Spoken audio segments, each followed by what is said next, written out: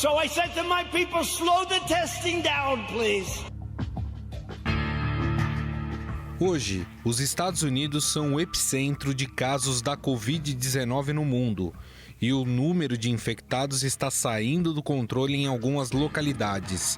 Mesmo assim, o presidente Donald Trump tem insistido no negacionismo da crise da saúde e pedindo, por exemplo, a reabertura de escolas. Safety and reopening America's schools. We want to reopen the schools. Nas últimas semanas, as infecções cresceram mais de 75% em meio à reabertura do país e à circulação de americanos durante as férias de verão. No entanto, o presidente americano preferiu afirmar que o vírus é inofensivo e formalizou a saída do país da Organização Mundial da Saúde. We will be today terminating our relationship with the World Health Organization and redirecting those funds to other worldwide and deserving urgent global public health needs. Trump acusa a OMS de ser leniente com a China e de ter tomado decisões erradas sobre o coronavírus. Os Estados Unidos conseguiram desacelerar as infecções para a casa de 20 mil a cada 24 horas em maio. Mas o país viu a curva de infecções acelerar novamente, batendo o recorde diário de 60 mil casos de coronavírus nesta semana. Mesmo assim, Trump disse que os Estados Unidos nunca irão fechar como forma de pressionar a retomada econômica. That the United States economy added almost 5 million jobs in the month of June, shattering all expectations. Hoje, o problema do crescimento de casos da Covid-19 está nos estados do sul e oeste do país, com surtos na Flórida, Texas, Arizona e Califórnia. Os Estados Unidos têm quase 3 milhões de casos confirmados de coronavírus e mais de 130 mil mortes. Em 29 de abril, o governador da Flórida, o republicano Ron DeSantis, aliado de Trump, comemorou a não explosão de casos no estado.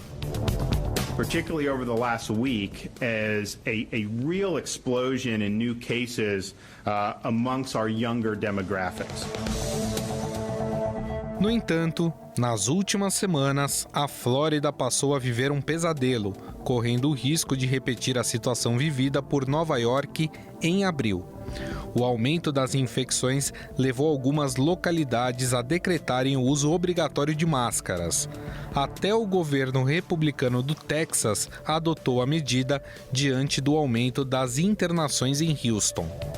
Quem traz mais detalhes de toda essa confusão nas ações do governo no combate ao coronavírus nos Estados Unidos é a correspondente do Estadão em Washington, Beatriz Bula.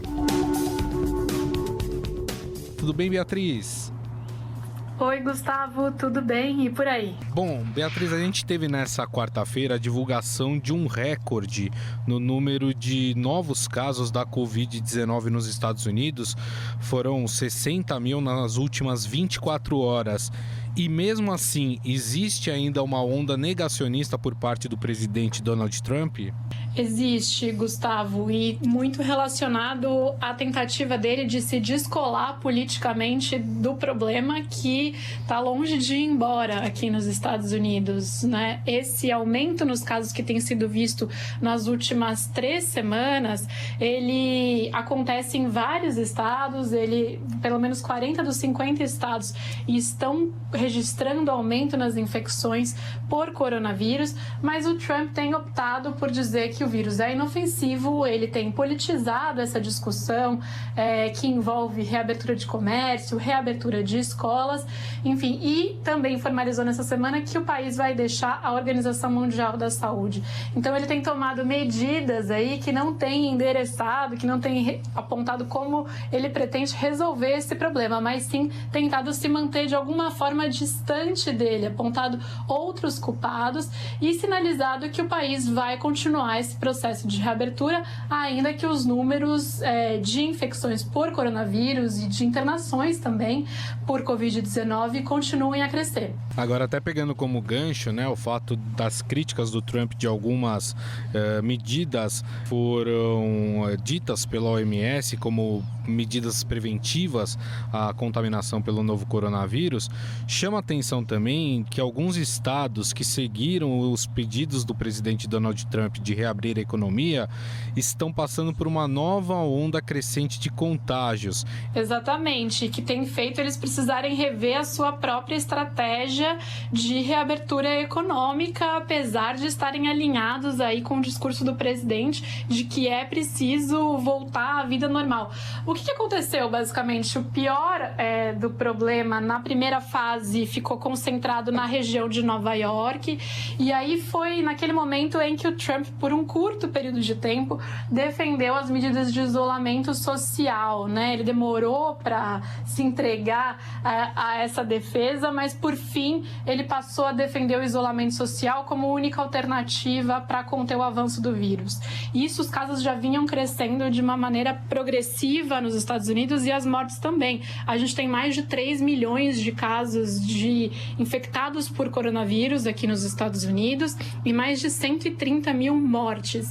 É um número que, quando se falou inicialmente, numa projeção de que pelo menos 120 mil americanos poderiam morrer, se pensou como algo muito fora do que estaria próximo à realidade. Assustou num primeiro momento, né, Gustavo? Mas é o que tem acontecido, é a realidade de hoje.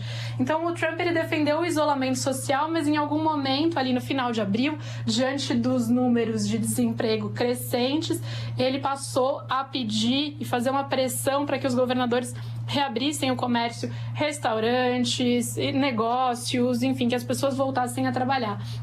E aí, isso tem gerado, sim, uma alta dos casos, né? As pessoas voltaram a circular nas cidades, especialmente naqueles estados que estavam com uma situação um pouco mais controlada, né? Não estavam tão em risco como, por exemplo, os estados próximos a Nova York e Nova York. Então, essa reabertura começou antes no Texas, na Flórida, que hoje são estados que estão assistindo esse aumento de casos e podem se tornar esse epicentro, aliás, já se tornaram um novo epicentro no país. Mas isso não tem feito o Trump recuar na posição dele de que é preciso continuar com esse processo de reabertura.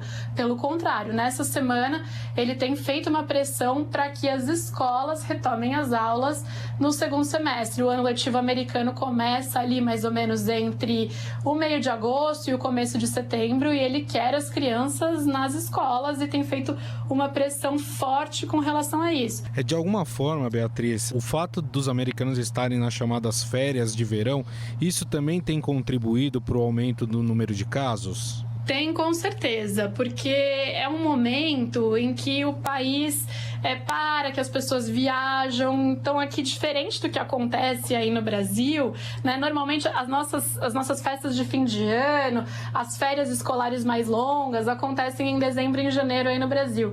E aqui acontece agora, em julho e em agosto.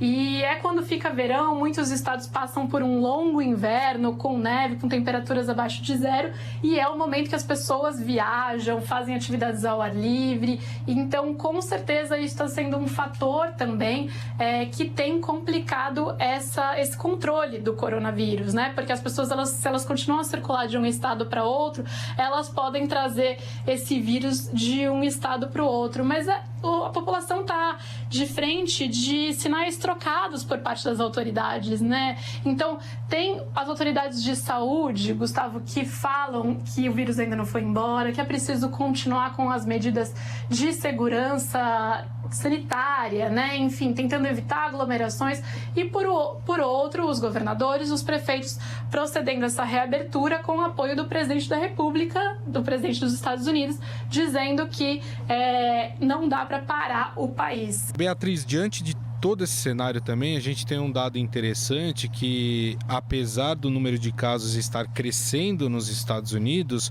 nós vemos também as mortes diminuindo. O que explica isso? Isso tem sido usado pelo presidente Trump e pela Casa Branca para, inclusive, incentivar as pessoas a continuarem frequentando os restaurantes, enfim, procedendo a essa reabertura, essa retomada aí da vida nesse novo normal que a gente tem por aqui agora, né? O Trump fala, olha, esse vírus é inofensivo, ou seja, a maioria das pessoas tem ficado bem. O que acontece, na verdade, bom, são vários fatores e que a gente ainda está em estudo, a gente vai ver o resultado disso ao longo do tempo. Mas o que os especialistas têm apontado é que os primeiros a serem infectados nessa nova leva de casos aqui nos Estados Unidos foram os mais jovens. A média de idade dos que estão sendo infectados, diagnosticados com Covid-19, caiu 15 anos na comparação com os primeiros casos lá em março e em abril. Por quê? Porque os mais jovens foram os primeiros a se aventurar, digamos assim, a sair, a encontrar amigos, quando as cidades começaram a fazer essa reabertura. Isso faz com que o número de mortes ele também seja menor, porque é uma população que não é considerada uma população de risco.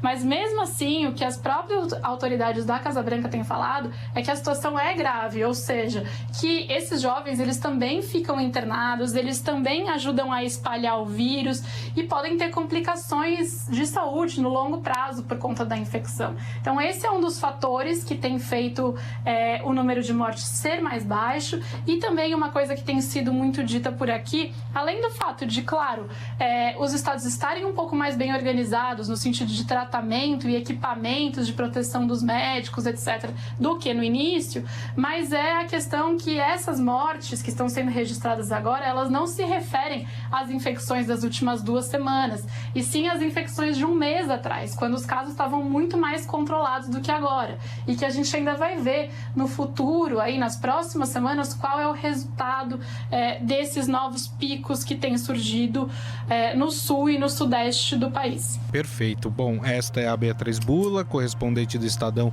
em Washington, nos Estados Unidos. Beatriz, gostaria mais uma vez de te agradecer. Muito obrigado, viu? Obrigada, eu que agradeço. Mesmo com a pandemia, a preocupação agora são as eleições presidenciais no final do ano. Trump planeja uma viagem à Flórida, mas não para tratar do aumento de casos do coronavírus, e sim para a agenda de candidato, com discurso sobre combate ao tráfico de drogas. Now the Democrats are politicizing the coronavirus. You know that, right? Coronavirus. Em 2016, os moradores da Flórida ajudaram Trump a se eleger presidente. De acordo com um levantamento feito pelo jornal The New York Times, em junho, o democrata Joe Biden, adversário do atual presidente, obteve 50% das intenções de voto contra 36% de Trump.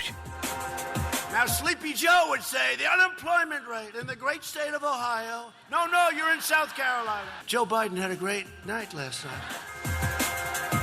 Biden não realiza comícios pessoalmente desde meados de março devido à pandemia do coronavírus. Em vez disso, ele permanece em sua casa usando mídias sociais, entrevistas na televisão ou comerciais para atacar Trump. The necessary steps to get the virus under control, Donald Trump failed. Wear a mask. It's not just about you, it's about your family. O democrata não é considerado uma figura carismática e de bons discursos. Por isso, conta com um aliado de peso para sua campanha, o ex-presidente Barack Obama, que inclusive tem arrecadado dinheiro para Biden. And that's why I'm so proud to endorse Joe Biden for President of the United States. And I believe Joe has all the qualities we need in a president right now.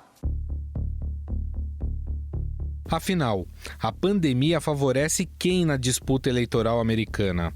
Para o professor da Universidade de Denver, nos Estados Unidos, Rafael Iores, com a economia derrapando por causa da pandemia, Donald Trump vai manter a radicalização do discurso contra o isolamento social. Ele apostou no fato de que talvez a pandemia fosse ser uma coisa rápida, né? Porque a grande carro eleitoral, né, dele é a economia, é o sucesso econômico. né, que a economia dos Estados Unidos tem estado bem nos últimos tempos, e ele estava apostando nisso fundamentalmente para a reeleição. E estava indo bem até a chegada da pandemia. Eu acho que ele apostou de que a gente poderia ter um isolamento rápido, né, curto, e que a economia pudesse voltar de maneira, né, de voltar a ter números bons, e até voltou, teve alguns números bons no mês passado, mas agora nós estamos tendo um retorno, né, do crescimento de casos aí de Covid de maneira muito rápida e com vários estados já tentando retomar um pouco o processo de abertura, né, do comércio, das atividades econômicas. Então, nesse sentido, sobraram poucas opções para o Trump, né, especialmente para um líder com a postura dele, né, de que nunca reconhece que errou, nunca dá volta atrás, nunca dá, né, dá uma palmatória. Então ele está apostando, na minha visão, no que a gente poderia chamar do tudo ou nada. Aqui em inglês eles chamam de double down, ou seja, ele está apostando no que ele já fez antes. Ele está indo para o tudo ou nada no seguinte sentido: ele vai, né, tentar exacerbar o discurso radical que ele tem mantido desde sempre, especialmente nesse momento, e, nesse sentido, apostar que no eleitorado chave dele, no eleitorado que tem mantido claramente ao lado dele durante todo esse tempo. Então, ele vai sustentar esse discurso de que a gente tem que abrir, que não é bem assim, que tem que estar indo contra o projeto, as ideias da abertura estão equivocados, e eles é que sim seriam os radicais, e que, por exemplo, ele tem criticado agora, recentemente, criticou a sua própria Agência Central de Saúde Pública, que é o CDC, o Centro para Controle de Doenças Epidemiológicas, né? Dizendo que as diretrizes de reabertura das escolas no país são muito rígidas, né? Que requerem muitas medidas de controle, de afastamento social, né? Afastamento físico dos estudantes, e que isso está errado, que a gente tem que voltar à normalidade o mais rápido possível. Portanto, ele está apostando nisso, no eleitorado cativo dele, e vai, me parece, continuar, né, nessa radicalização anti-ciência, anti-agências multilaterais de saúde, como a OMS. Ele confirmou que o país vai sair, né, da Organização Mundial de Saúde. Então, a tendência, eu acho, é manter, de fato, essa postura. Já o professor do Instituto de Relações Internacionais da USP, Felipe Loureiro, acredita que a pressão sobre os governadores para reabrir o comércio e o consequente boom no número de novos casos pode influenciar os eleitores desses estados. É interessante perceber, já há vários estudos, né, de especialistas em saúde pública e mesmo cientistas políticos norte-americanos que mostram que os estados que fecharam antes, né, e que sofreram uma pressão enorme por parte do Trump para reabrir e reabriram mais tarde, eles hoje estão numa situação de muito mais controle da pandemia. E esses estados, a grande maioria deles, é formada por democratas. E o Trump protagonizou disputas e embates muito fortes, né, com o governador de Nova York, o Andrew Cuomo, né, com a governadora de Michigan, com a Whitmer, né, e os estados governados por republicanos, praticamente, né, os mais trumpistas dos republicanos, o caso do Texas, o caso da Flórida, né, e outros estados republicanos, eles fecharam mais tarde, né, e além de terem fechado mais tarde, eles abriram antes e começaram a abertura antes de outros estados. E aí você teve esse efeito dramático que hoje é visível, né, dos casos estarem explodindo, especialmente nos estados do sul e do oeste norte-americano. Por mais que esses governadores voltem atrás, e de fato estão voltando, né, a gente percebe por parte desses governadores republicanos uma atitude muito mais cuidadosa, mas ainda longe do ideal, né, você tem o Trump pressionando para que a abertura continue. E não há dúvida, né, que a população percebe isso, e você já vê nas próprias pesquisas de opinião o quanto o Trump está fora de sintonia, né, com relação à opinião pública nacional. A opinião pública nacional considerando que antes de abrir a economia, o importante é colocar a pandemia sob controle e, portanto, priorizar as vidas, né? É importante, né, os ouvintes lembrarem, as ouvintes lembrarem que a gente tem nos Estados Unidos quase 130 mil mortos da pandemia de Covid-19. É uma coisa absolutamente, né, extraordinária, pensando num país tão rico, né, uma potência global como os Estados Unidos, ter esse número de mortos, quase 3 milhões de infectados, Gustavo, é uma coisa absurda. Então não há dúvida, né, que essa pressão do Trump é uma pressão que os eleitores percebem, as pesquisas de opinião já começam a demonstrar essa deterioração e isso vai acabar caso a economia não recupere e caso a pandemia continue fora do controle, não há dúvida que isso vai acabar tendo efeitos muito negativos para ele nas eleições de novembro. O professor Rafael Iores lembra que, apesar da questão econômica ser importante na eleição, ela não é decisiva na escolha de um novo presidente. Sem dúvida, a economia sempre é importante. E nós tivemos muitas eleições onde a economia foi chave, né? A economia, uma eleição histórica, né, recentemente, que foi chave a economia, que inclusive se criou essa expressão, né? É a economia estúpido, né? Que foi de um grande assessor central, né, da campanha do Bill Clinton em 92. Então, é claro que a economia pesa muito. Agora, nós também temos casos históricos onde candidatos, inclusive à reeleição, e numa situação onde a economia não necessariamente estava tão bem, conseguiram se reeleger exacerbando a divisão política, a polarização ideológica da sociedade americana.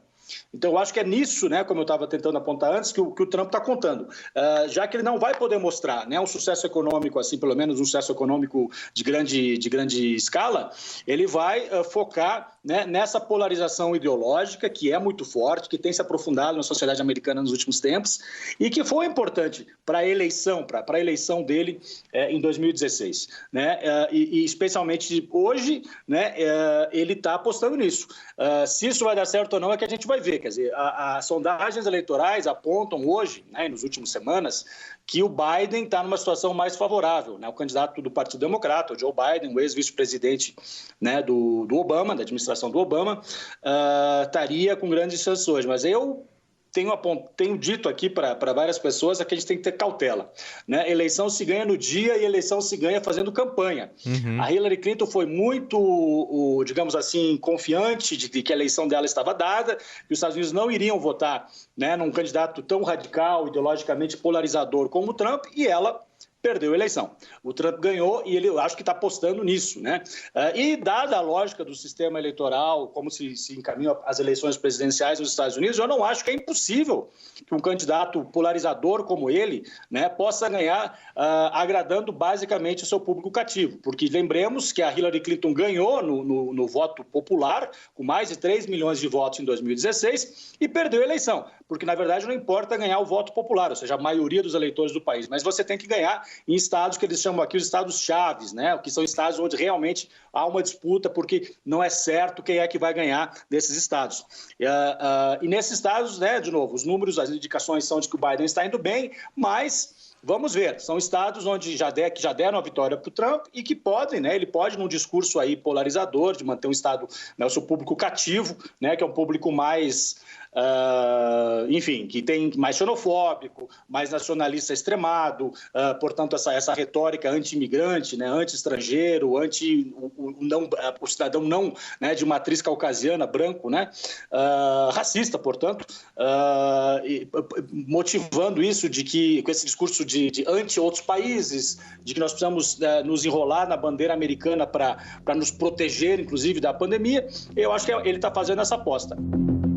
Para o professor Felipe Loureiro, a própria postura de campanha dos dois candidatos mostra como deve ser a retórica de cada um.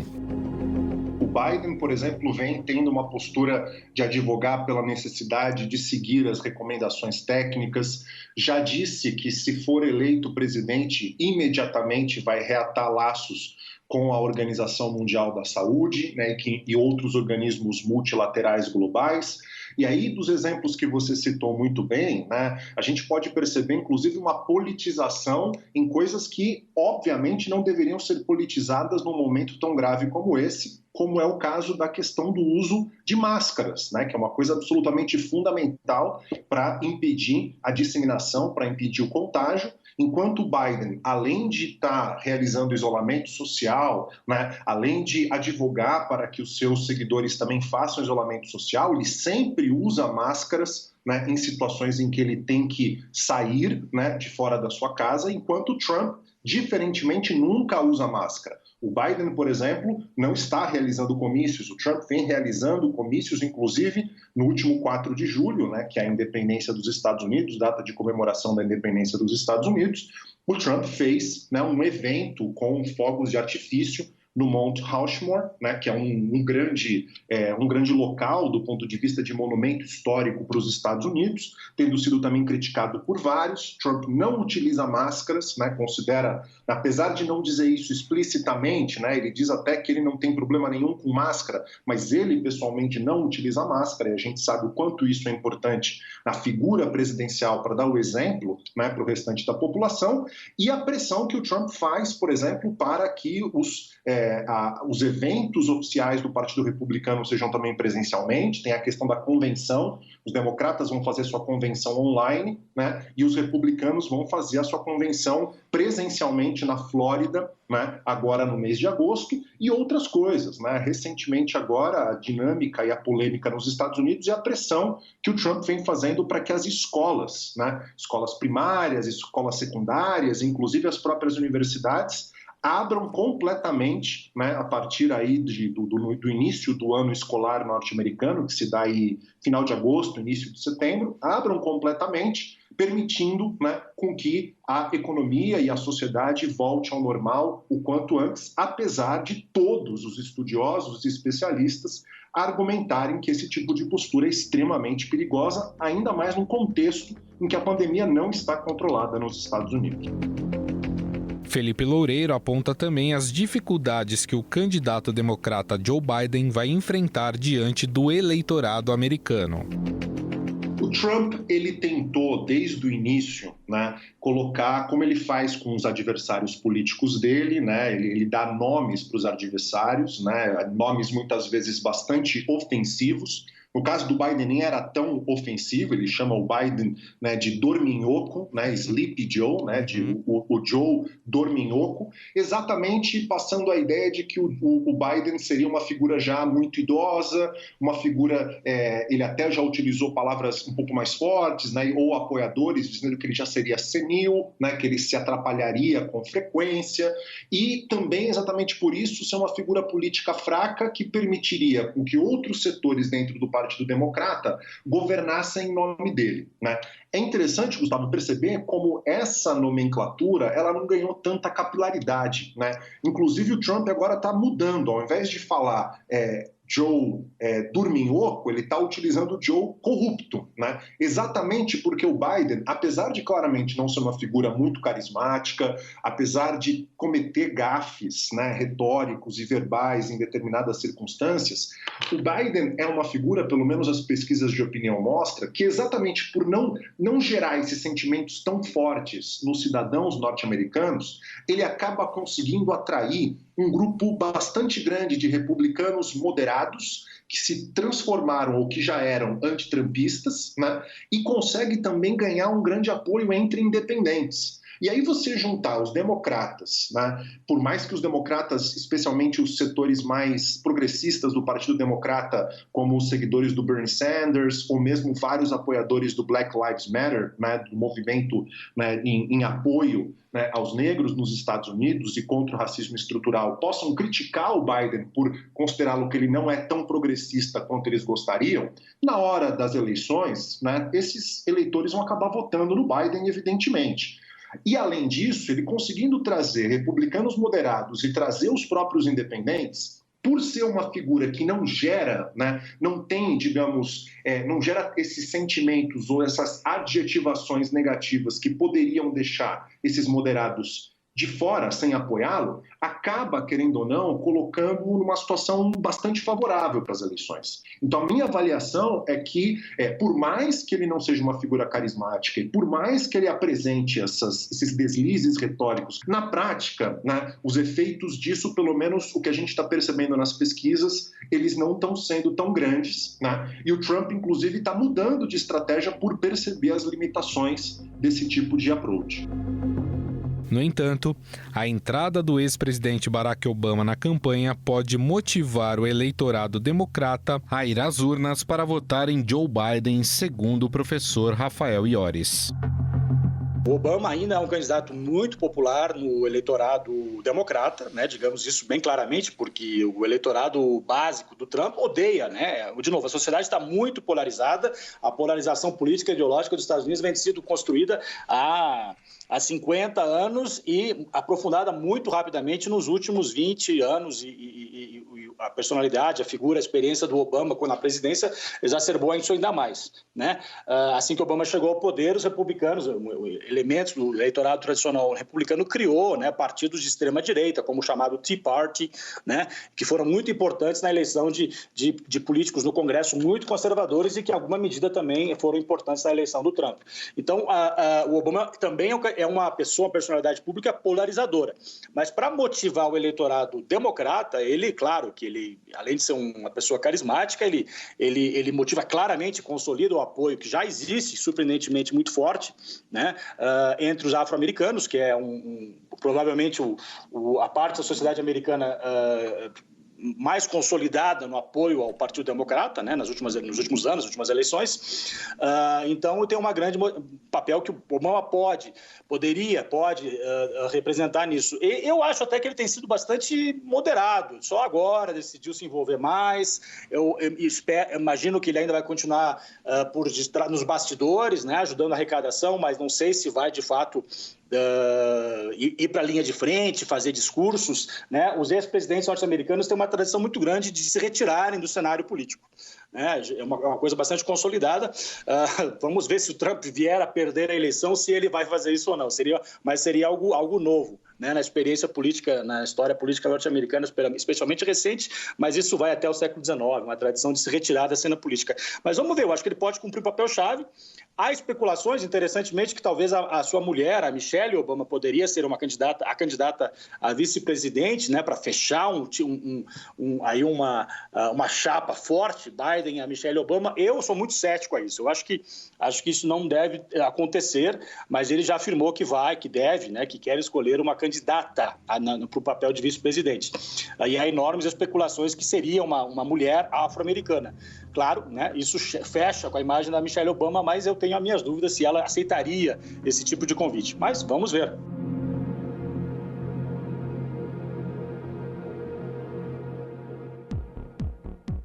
O Estadão Notícias desta quinta-feira vai ficando por aqui. Contou com a apresentação e produção minha, Gustavo Lopes, e montagem de Nelson Volter. O diretor de jornalismo do Grupo Estado é João Fábio Caminoto. Mande seu comentário e sugestão para o e-mail podcast@estadão.com. Um abraço e até mais. Estadão Notícias.